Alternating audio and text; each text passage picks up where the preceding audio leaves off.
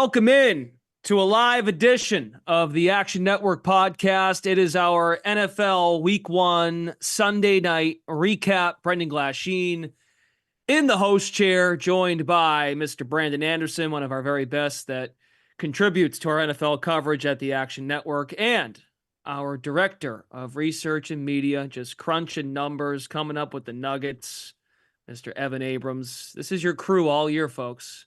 There might be some changes and tweaks because, you know, life and all that jazz. But this is your trio every Sunday night. We're doing something a little different this year. We're live on YouTube. Also, those of you that listen on the Action Network podcast, you're listening probably first thing Monday morning. So we'll talk to you as well. But here we are.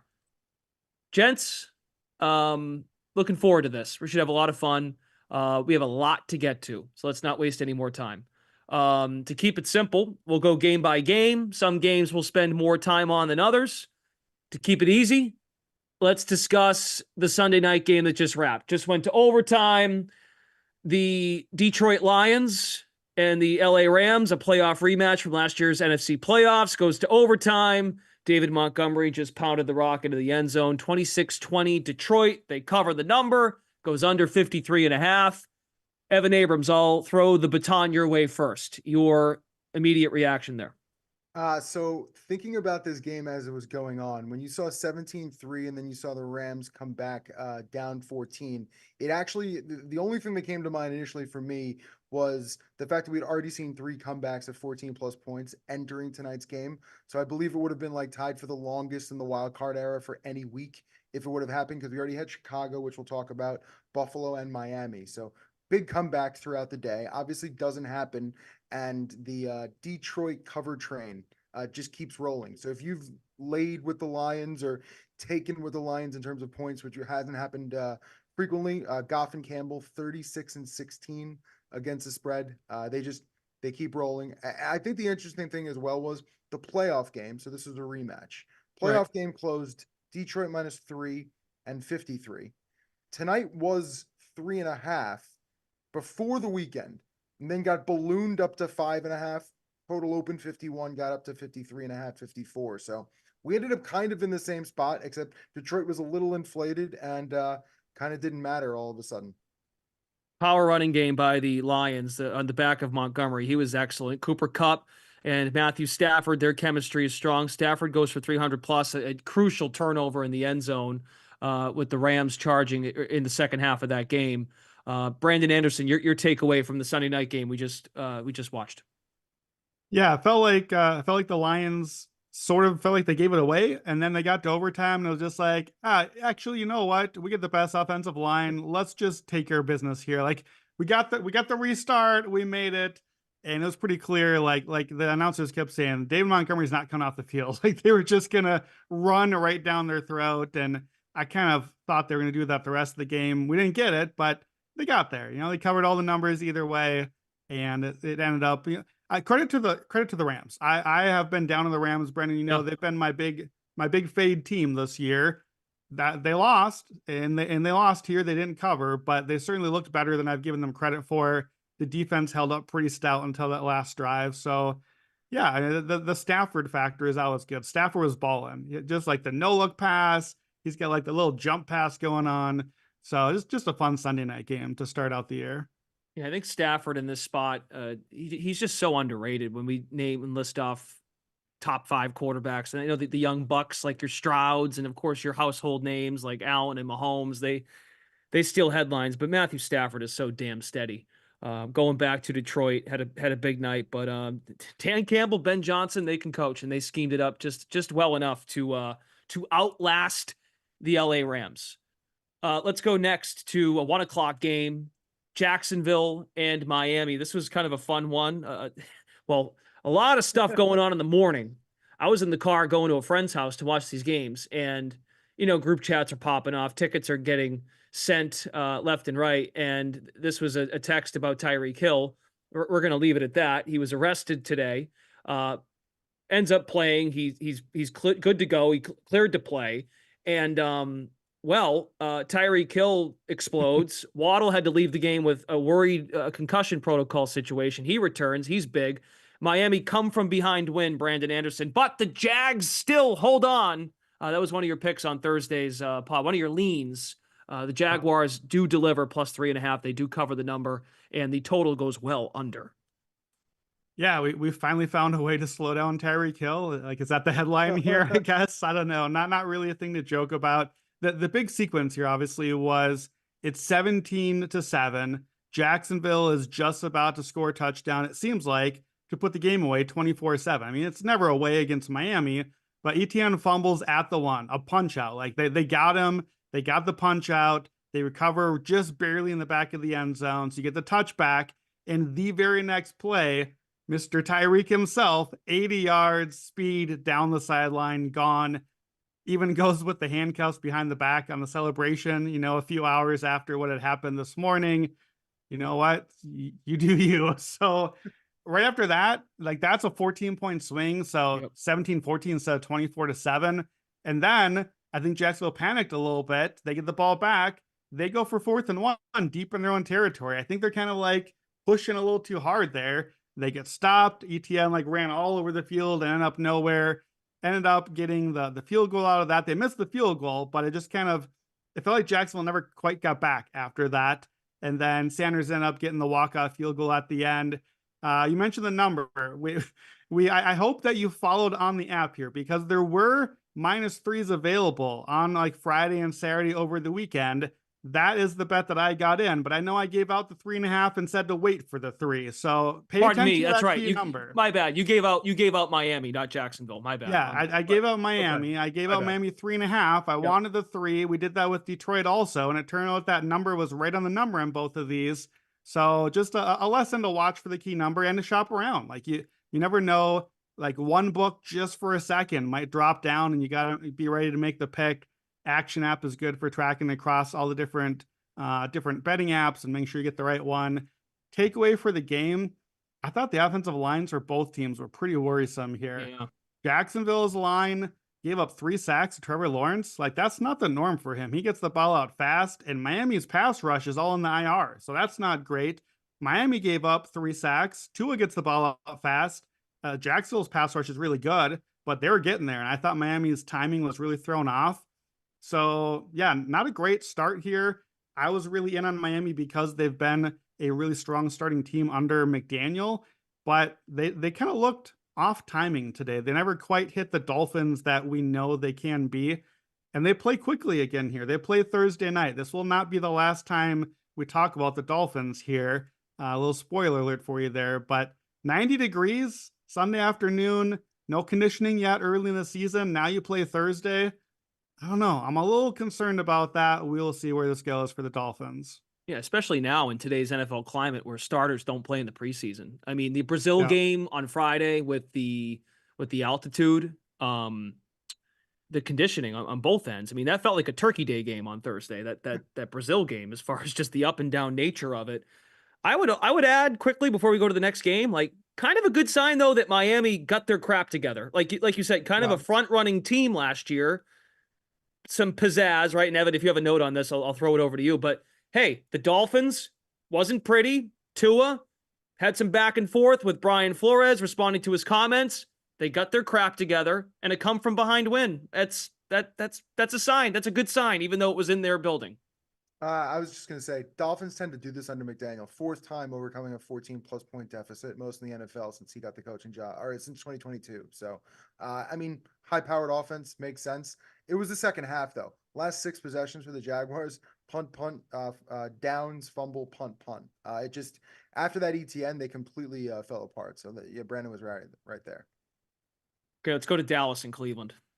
I got a couple thoughts here before I send it to you guys. The final score is 33-17. It really wasn't all that close. Dallas prevails. Micah Parsons and Myles Garrett, those two are so fun to watch. Dallas covered the 2.5, so Dallas was a dog in this game by the time it kicked. Total goes under. Tom Brady was meh in the booth. Very meh. He'll get better, I think, but very stiff. I want to hear the fire, like you're in the huddle, Tom, not this corporate crap. And then he had the weird Ferreira exchange. Pound it, dude. He wasn't looking, was awkward. And wow, I know. I know it's 1 week, but I think Kevin Stefanski knows how to scheme it up with the best of the best.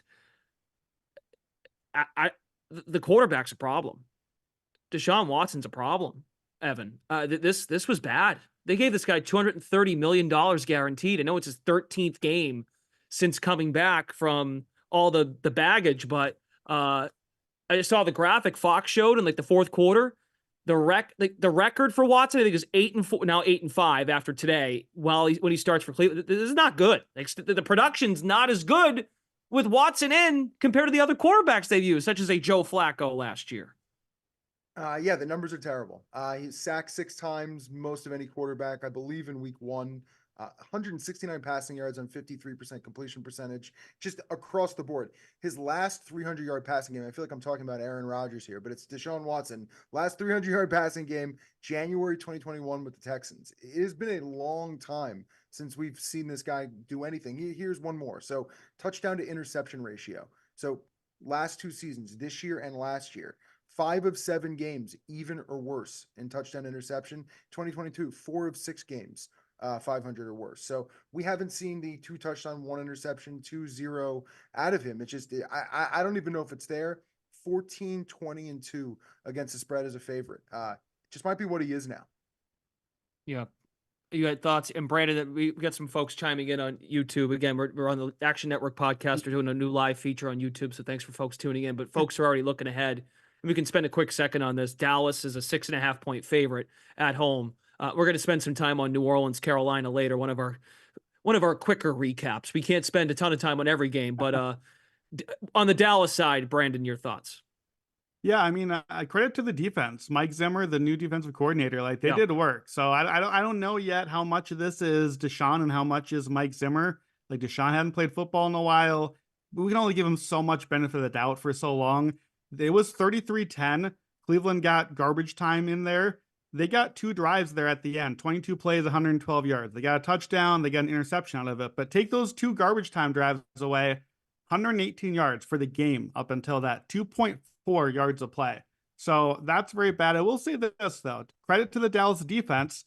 I thought Cleveland's defense was good. Cleveland defense did their job in this game. And to Dallas, Jake Ferguson is out. That team was real thin on weapons already. And that was really their second receiver. I'm not a big Brandon Cooks believer. If he's out a while, looks like he's out a while. Here's the schedule coming up. Here's the defenses they will face next. Saints, who look pretty good defensively today. Ravens, Giants for reprieve. Steelers, Lions, Niners. Credit Dallas, you got the win, but you're running out of some options here offensively. I'm not sure I'm super excited out of this one from that perspective for them either. On the other side of the ball, Njoku hurt as well, high ankle sprain, so might be out for that Jacksonville game. So tight ends on both sides, and he's a blanket there, especially if Watson can't throw long. So that, to me, that's a big one. Did Njoku get hurt after making that catch in the second half? Is that when he got hurt? I think so, because I think he exited the game. I don't know if he returned, but someone might know more than me. That was one of their bigger chunk plays of the day. But oh boy, Deshaun Watson, my God. I mean, give the Cowboys credit. They got Dak paid. That was the big news too. On as far as the 2 names I thought that had the most traction leading into kick were Tyreek Hill and his off the field situation, and Dak Prescott getting an extension. So Prescott's paid, Lamb's paid, Jerry Jones caved. That's what happened there too. Different story for a different day. This was a fun one. Houston, Indianapolis, 29-27. Houston prevails in what was a excellent game as far as some theater at the end. Indy got there with the 2.5. There was a 3, I think, available moments before kick. Total goes over. Anthony Richardson, that back foot throw to the end zone, 65 yards. Okay. Like, I know this guy's only played like 17 games between since high school. But my God, impressive. And Stephon Diggs, they got him going early in the game on the Houston side. You got to keep that guy happy before it implodes and he wants to go somewhere else. It's kind of a joke, but it's kind of true. It's Steph Diggs. I mean, come on, the guy's bouncing around now. Brandon Anderson, Indy gets there, covers. Yeah, they did. They covered for only the second time in 17 opening days for the Colts also. So good for them. They got it by a point on this one. Yeah, fun game. Just really fun game. I thought maybe the most fun game of the day. the Colts are a roller coaster. Like every play they run is either a disaster or a monster play. There's nothing in between for them. Anthony Richardson had a 16.4 average depth of target. Like that's an absurd number. We had Bo Nix out here putting up like a 4 or 5 on this. Like this big boy of football, that's 100th percentile, just chucking it downfield, but minus 14 completion over expected. You can't live like that. Like that's Will Levis territory from last year of just bombing it every time. So he had 3 bombs that they completed. Obviously, that went well. Outside of those 3 plays, Richardson is 6 of 16 for 41 yards, 2.6 yards per attempt. Now, look, those count. You can't only have 3 huge plays for the game, and they didn't run the ball all that well. Jonathan Taylor just 3 yards a carry, not high success rate. That's not a sustainable game plan. It's really not what the Colts want to do. Like the Colts want to do the opposite of that. They want to just grind you down. On the flip side, Houston also wants to play that way, and Houston did play that way this game.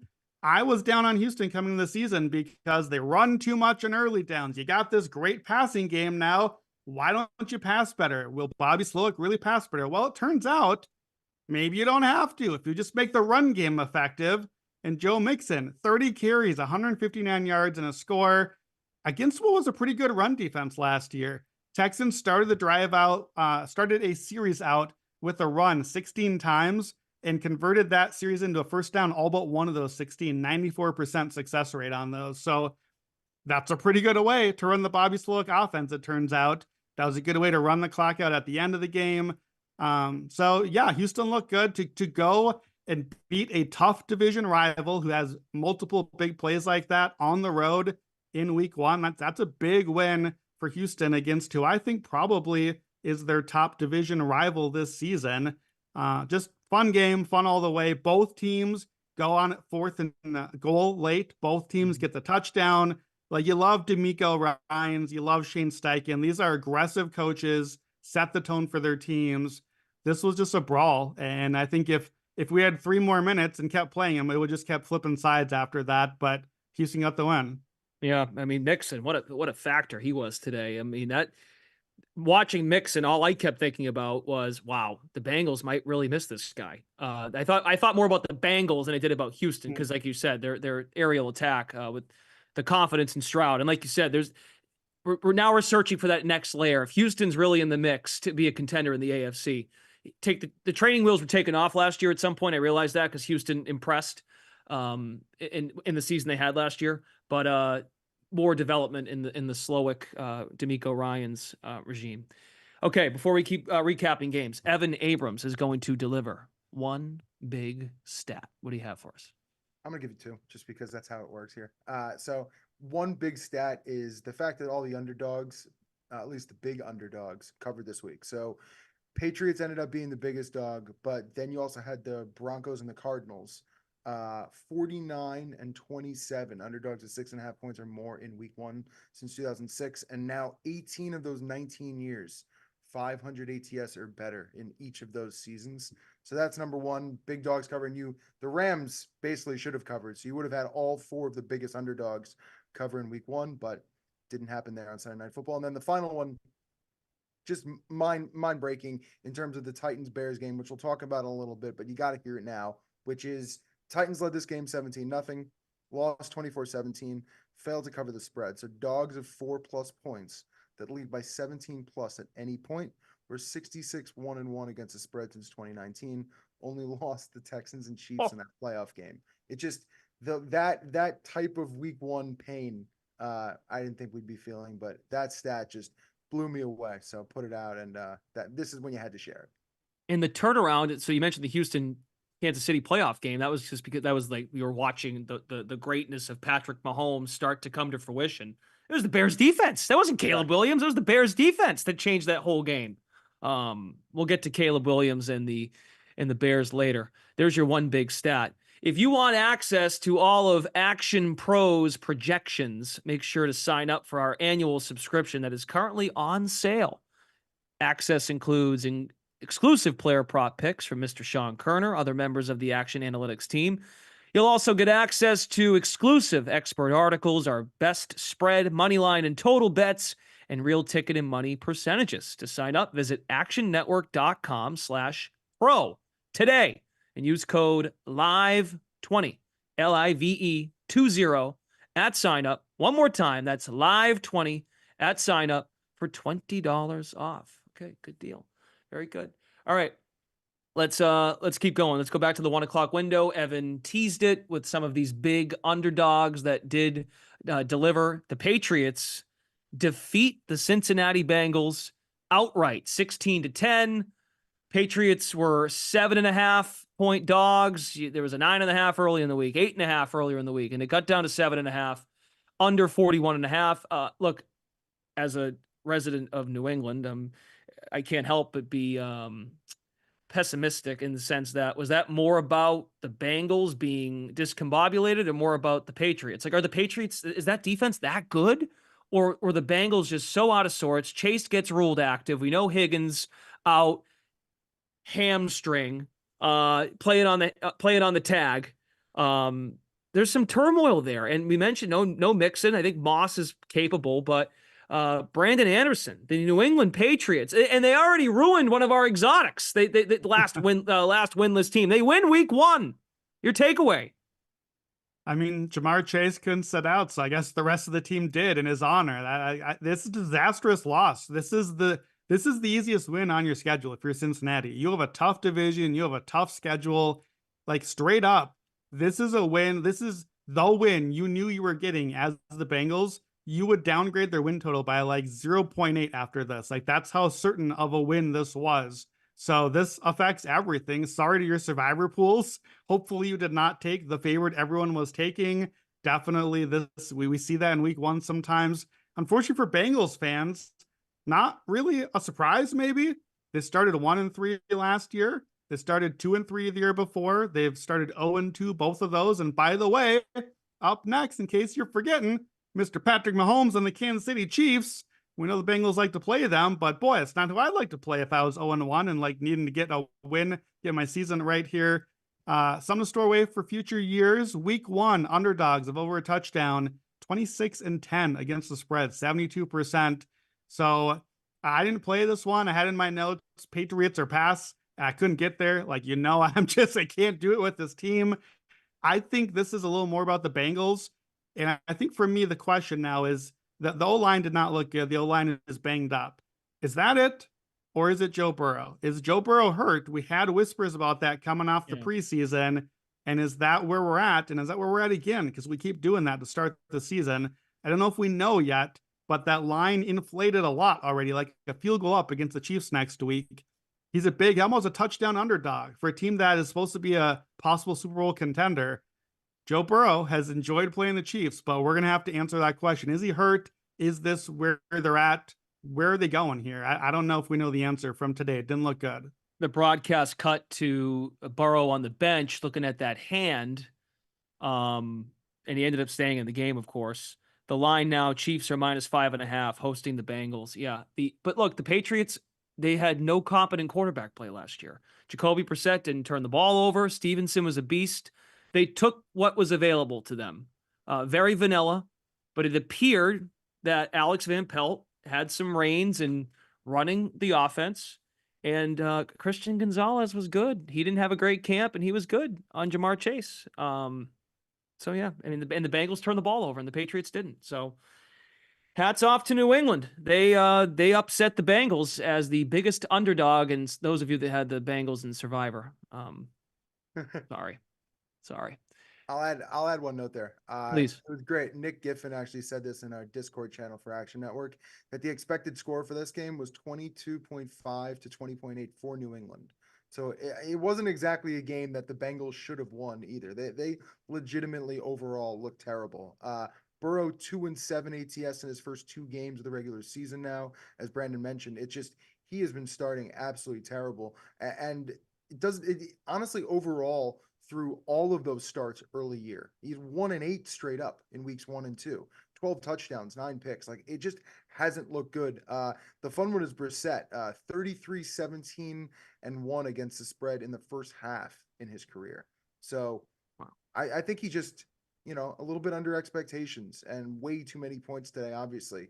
Cincinnati only putting up at what, like 10? So, Yeah, offensive line held up, and yeah, we'll see if that continues. Patriots get the Seahawks next. More on that later. Washington, Tampa is next on our list. This was in the 4 o'clock window. Baker Mayfield justifies getting paid. He was excellent. 24 of 30, 289 yards, 4 touchdowns, no picks. Quarterback rating of 146.4. Tampa Bay wins 37-20. They cover 3.5. Total goes over 42.5. Is Baker your lead thought here, Mr. Evan Abrams? man, it's hard because, all right, so I think Baker is, because the performance is actually legendary when it comes to week 1. So 4+ passing touchdowns, no interceptions, 80+ completion percentage. He's the first guy to do that in week 1 since Russ in 2020. And if you just look at those numbers with 1 sack or fewer, it's just him, Lamar in 2019, and Len Dawson in 1963. Only people to put up those numbers. Today was actually legendary in terms of what he did. No picks, the whole performance overall. So I think from Baker's side, just as impressive as last year was, especially when most people thought this would be his demise and he wasn't going to play as well this year. Now, Washington's defense probably had a lot to do with that, but that's probably for another day. The highest completion percentage right now in week 1, Derek Carr, Baker Mayfield. I'm not sure we would have expected that, but both played pretty vanilla defenses today, so hopefully we'll change. And then from the other side, Jaden Daniels. I think he looked great. I mean, the 2 rushing touchdowns was nice. The 16 carries led the team. 5.5 per carry was nice to see from him when, people were drafting fantasy, the whole deal. Everyone expected there was going to be runs there, and there was. Only 3 attempts past 10+ yards downfield. So obviously in his first start, and I don't think any of the rookies looked fantastic, but I think Jaden probably looked the best. Yeah, trailing game script, and we didn't really get a fair evaluation. Maybe Brandon disagrees and others at Action Network, but not a real true evaluation of Cliff Kingsbury yet, right? Credit where it's due. They found some offense with it. It's not a bad start for him. Okay, all right. I'll say this as well. Another good just trend going forward you might want to look at. So teams to score 30+ points in week 1, Buffalo, Tampa, and Philly, I guess at the moment so far. Only 44% week 2, last 20 years ATS. So tend to be a little inflated there. So take a look there before you play some bets. Excellent. Okay, on to this is going back to 1 o'clock. This was the get this game off my TV game. Now TJ Watt was exceptional. Whenever he's on the field, we know the numbers on Pittsburgh. The Pittsburgh Steelers win games and TJ Watt plays. So if you're into defense, that's one thing. But I thought, I know the Falcons, new quarterback, new coach, new offensive coordinator, elevate the pieces. Didn't quite see it with Kirk Cousins. But my God, this is a stat from Field Yates over at ESPN. The Falcons were in the pistol or shotgun on 96% of their snaps today. Of the 22 snaps out of shotgun, the Falcons had 0 designed runs. Of the 26 snaps out of the pistol, the Falcons ran the ball on 81% of their plays. So that's Zach Robinson's offense. Now, Arthur Smith revenge game. He's now the OC in Pittsburgh. 18-10. Pittsburgh, a 4.5-point dog. Mike Tomlin does it again as an underdog. The number gets there. Brandon, this bet hit for you. Best bet, under 42.5. Your takeaways here. Russell Wilson gets ruled out before the game, so Fields ends up getting the start. Your thoughts here on Pittsburgh, Atlanta in the 1 o'clock. Yeah, Russell Wilson gave us our first bad beat of the season before the games even started. We had a lot of folks on the -400. Russell Wilson to get the week 1 start. He was announced as a starter, and then he gets calf tightness the last couple of days. Oh my God. I didn't even consider that. Brutal beat on that one. Yeah, we got the under. I can't victory lap too much. It's like the only thing I got all day. So we'll take that one. It was an easy under here. Tomlin Road under is definitely something we're going to keep playing. 6 field goals, 18-10 per ESPN. This is the first time since 2006. We had 2 teams, Steelers and the Bears, who won in week 1 without an offensive touchdown. So spectacular job by of course, the Steelers and the Bears. How could it be anyone but the Steelers and the Bears?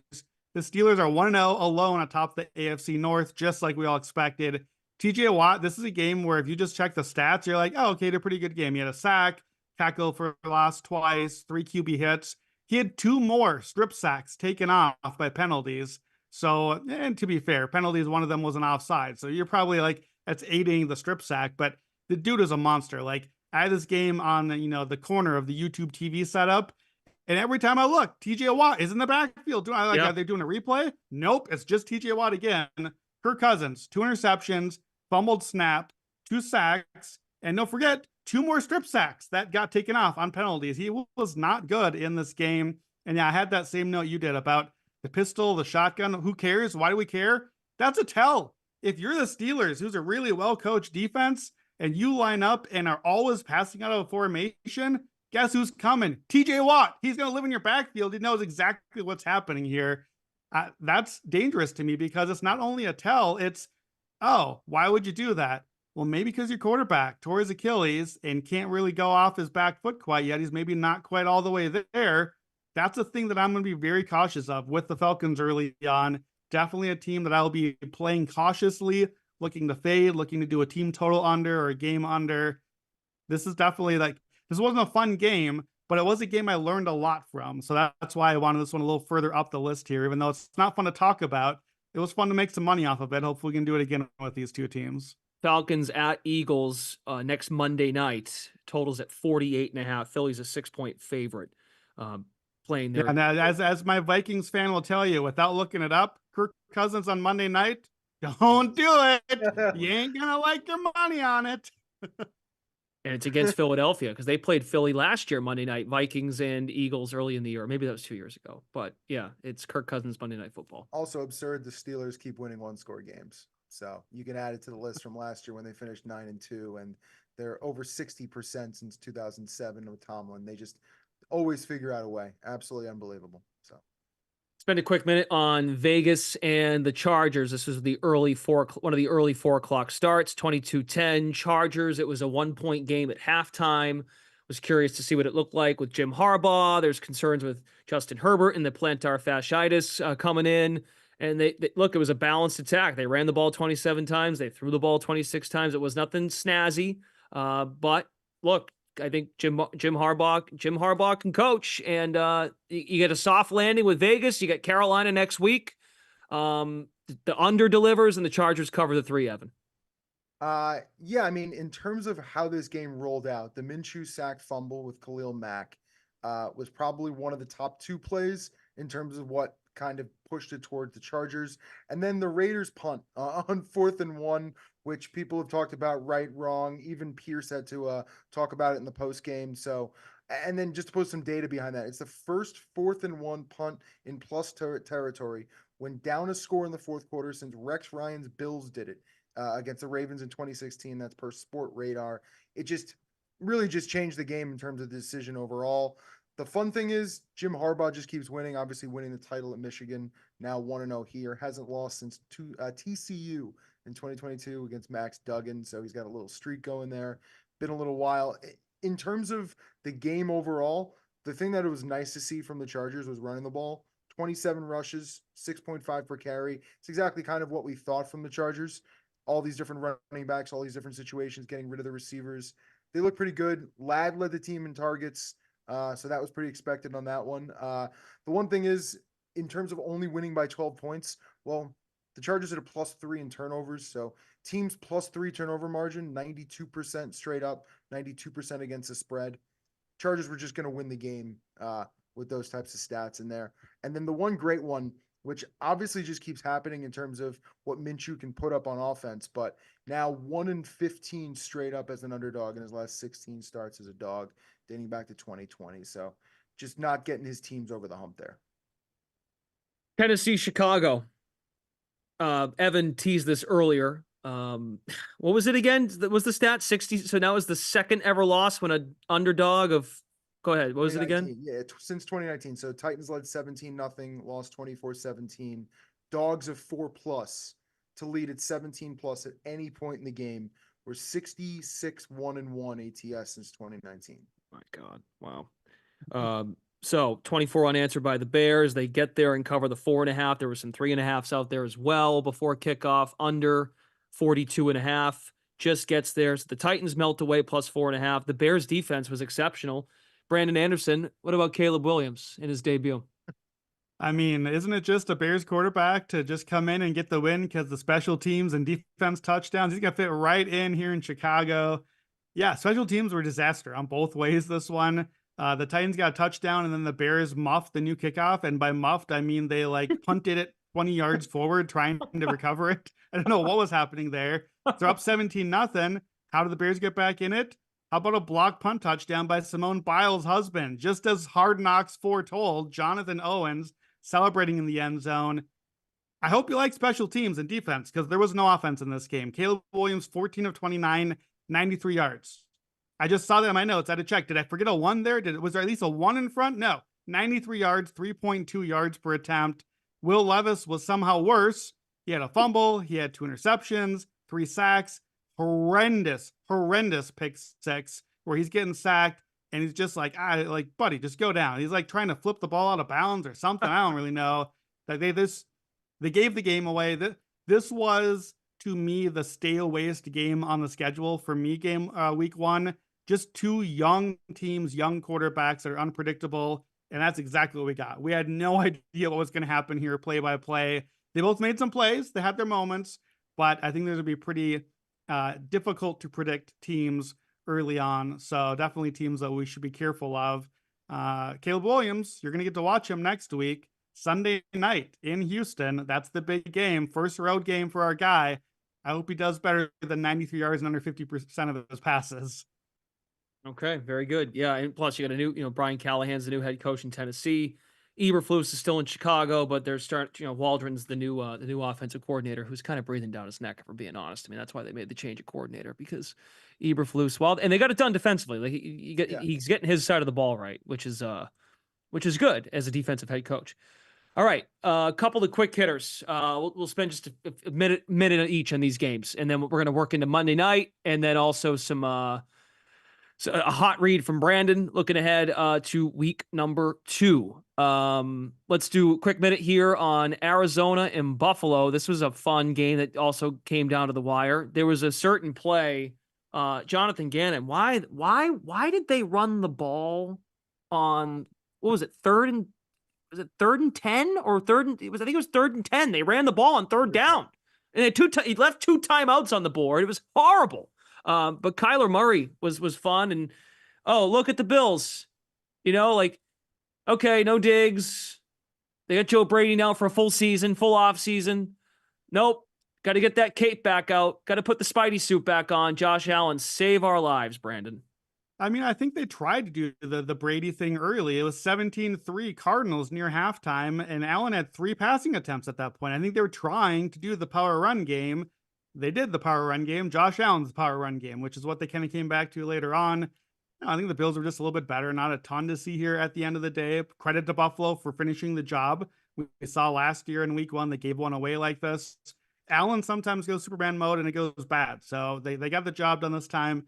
Only real note here for future trivia references, DJ Dallas, the first kickoff return touchdown in the dynamic kickoff era. So store that one away. Really, that's the only reason Arizona, I think, was in this. Buffalo had really taken control and ended up still winning relatively comfortably, I thought.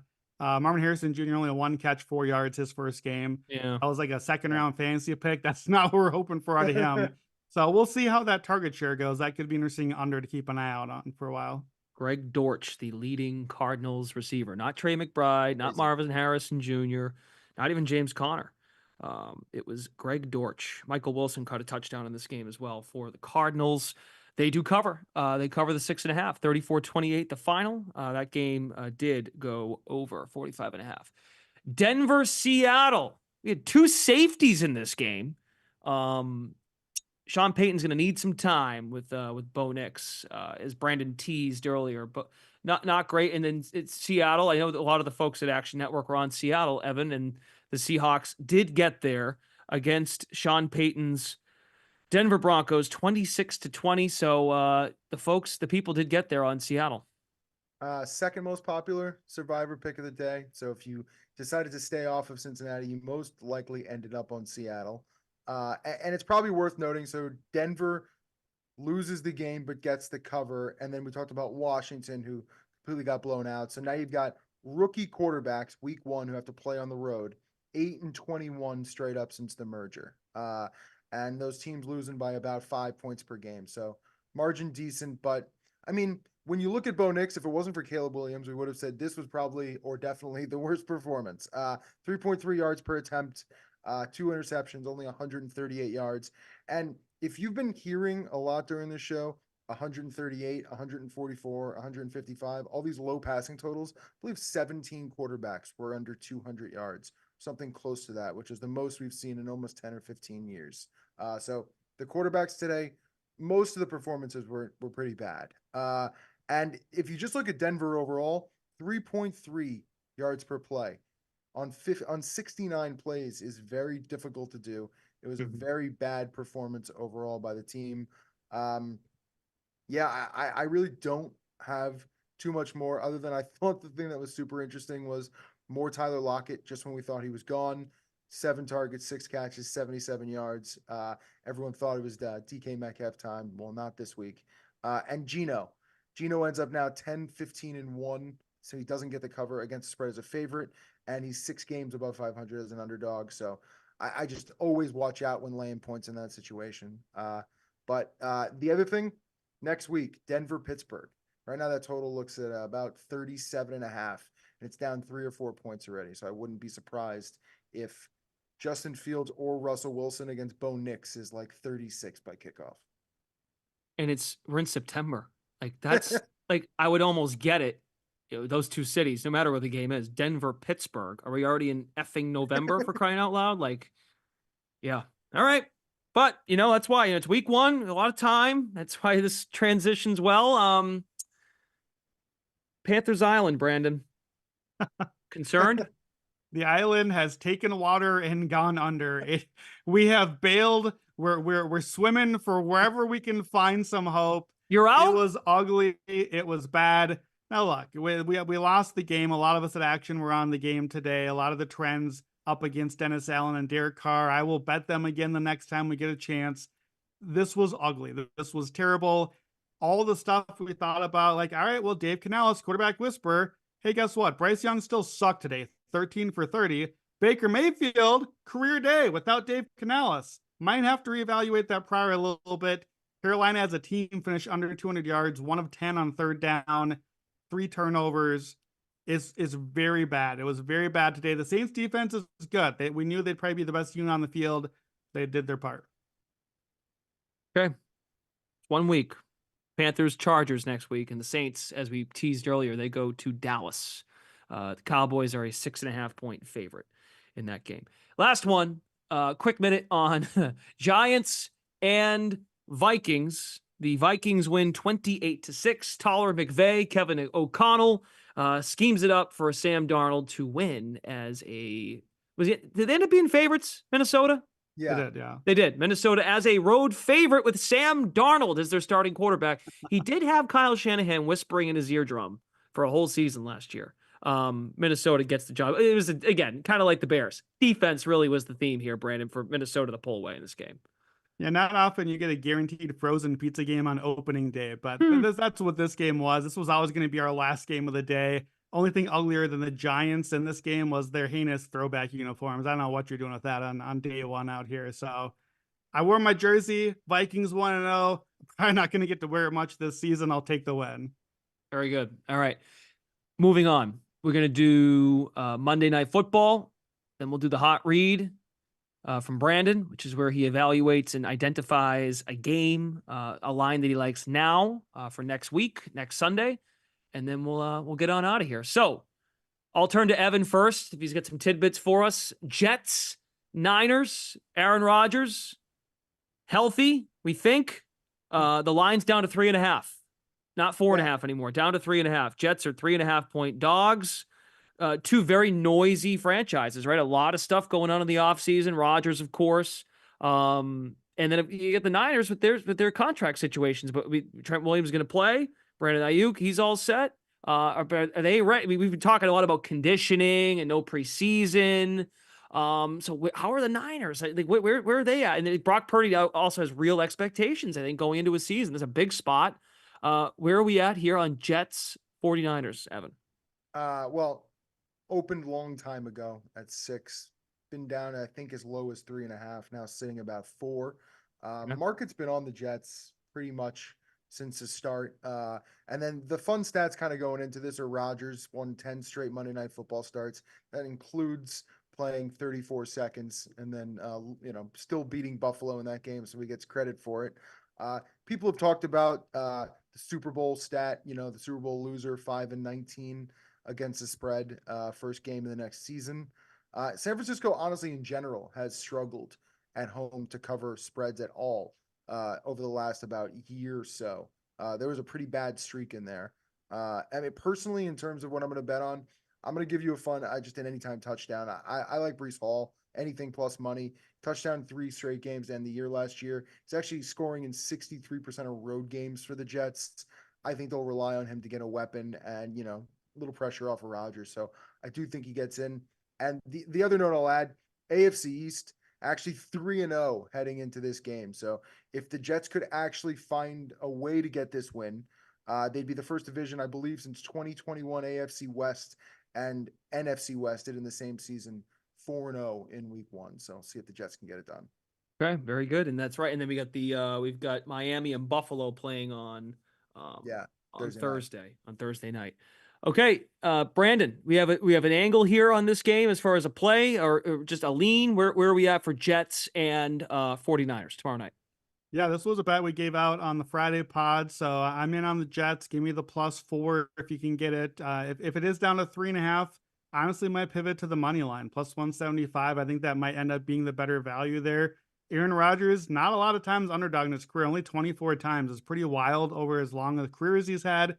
15-9 against the spread, 11-13 straight up as a 3.5-point underdog or more. So 27% ROI if you're betting the money line there.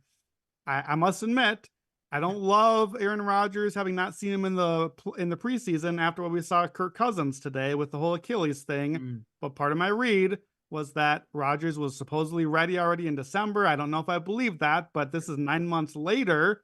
It's not on his plant foot. It was a earlier injury for him opening day versus midseason for Cousins. So I still like the Jets here. I think they are, when healthy, the best roster in football, and this is as healthy as they are going to get right now. The Niners defense not healthy. They're a little banged up. They've lost some guys. I think that improved Jets offensive line is going to be ready here. So Evan, you gave out the Breece Hall touchdown. I think the Jets are going to run in this game. I don't know if Rodgers needs to have a huge game. I think the Jets can win this game maybe more in the trenches and with their defense as well. Rodgers, of course, loves playing the Niners. They passed on him with the number 1 pick back in the draft. In the regular season, he has 20 touchdowns, 2 interceptions against the Niners, 6-3 record. Just go ahead and ignore the postseason numbers when he plays the Niners. But in the regular season, real good. I'm going to play the Jets. I like it at 4.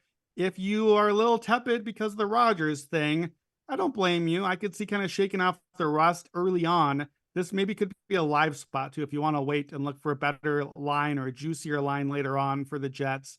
To me, it's Jets or nothing, and I do like the Jets here, so they're my play. Yeah, I think you hit there at the end. I want to see if the Jets are. It's 1 week, but I want to see if you look like an organized operation with an actual offensive line. Like, do you look somewhat like a real team?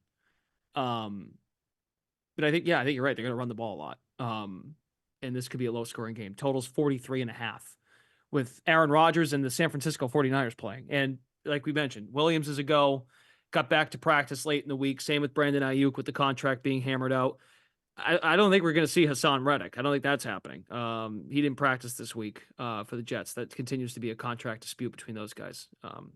Reddick wants out of Philly, goes to the Jets, and he just assumes the Jets are going to pay him. And it's like, well, the Jets probably should have figured that out before they went out and got him. But anyway, yeah, I'm not sure that's Reddick's fault. I'm going to put that on the Jets. No, right, Reddick. I get it from his standpoint. Fault at all. What a shocker! A miscommunication. Okay, let's do the hot read, then we'll go. Brandon, the hot read. If we have have folks watching on YouTube. So again, thanks for folks tuning in live and for our valued and consistent listenership on the podcast side. The hot read. Those that might be new, explain what you're trying to accomplish here with the hot read. Yeah, well, this is our first time doing this show live on Sunday night for y'all. So you're going to get these picks live here first before they go up in writing. And it matters because these lines are moving. That is the point. So why hot read? These are not just early week picks. You're going to see a lot of early week picks out there. Even we at our site, Action Network, will put out early week picks. For a lot of folks, early week picks is like, well, I know I'm going to like this game. Let me just grab that one right now.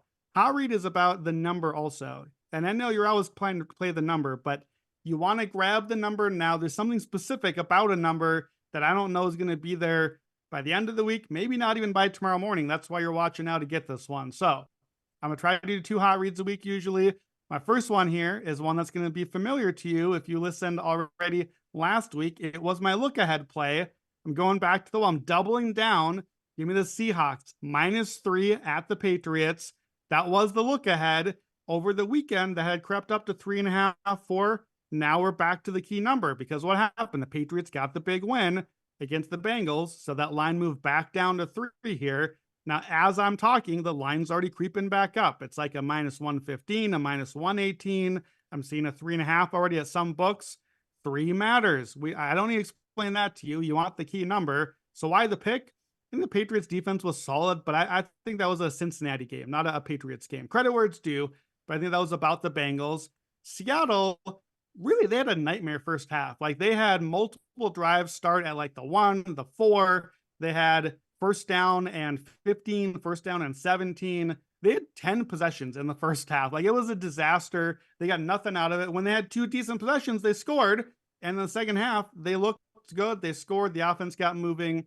And then they kind of screwed around late and screwed up all my alt lines this time. But I thought Seattle looked good. I came away impressed with them, especially the Mike McDonald defense. I think early returns there look good. They forced 3 turnovers. They held Denver to 3.3 yards a play, 13 first downs.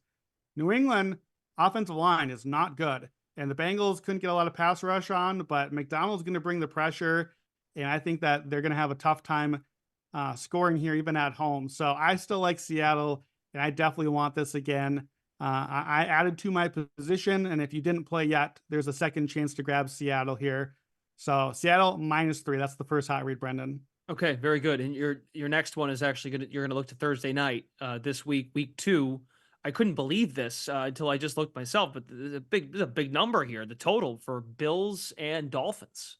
It is. It's too big. I'm going to go under the 51, and you're going to look to DraftKings, I think, if you're looking for this one, because 50.5 already at some books, and I think it's going to keep on dropping. So again, that's the high read. You want to grab the number now. So why under? Why would you want to go under with these 2 teams, Josh Allen and the Mike McDaniel offense? All right, so what do we see? Miami, we talked about this. They didn't really look like they were in rhythm. The run game, I thought, was pretty rough today. The offensive line did not look good. Buffalo, Rosso had 3 sacks today, so that could be tough. On the other game, we talked with Buffalo, leaning in to that power run game, leaning into a game that's going to chew up the clock. We like chewing up the clock if we're going under. So some of the numbers here, Thursday night unders at a total 49.5 or above in September, October. So early season, Thursday night high total, 15-4-1 to the under, 79% by over 5 points a game.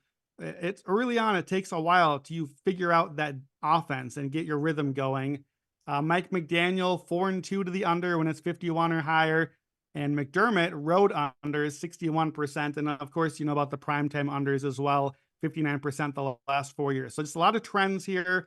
And then already really look at the weather too. Remember, Miami's off a short week, playing off of a 90-degree weather, tough conditioning for them early in the season. But weather in Miami Thursday night looks like in the 80s, better than 50-50 chance of rain, possibility of wind. We love that. We love that for under. And if that weather gets worse, that's a spot where this 51 drops down to well below 50 after that. And 51 is the most common key number in totals over the last decade. So that's why this number matters so much.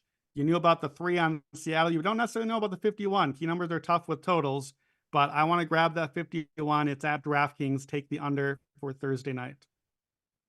Very good. Evan Abrams, anything you want to chime in with as far as those looks from Brandon? Anything data-wise that we should be on the lookout for? I honestly just said for that Buffalo-Miami game, 51. If you could find it, grab it. Already down to 50.5 across that market. And same with his other read on Seattle. Already minus 120 in spots. So both those numbers probably going to be gone. So get that quick. Okay. More from Evan Abrams this week over at the website, actionnetwork.com, in the app. All the key data points, nuggets, info that you might need for your week 2 betting card, and be on the lookout as well for Brandon Anderson. The hot read will be available on the site as well, written form. It will. I will be posting the link right now once we finish up our show, but the folks in the Man. video have already got their picks in, hopefully.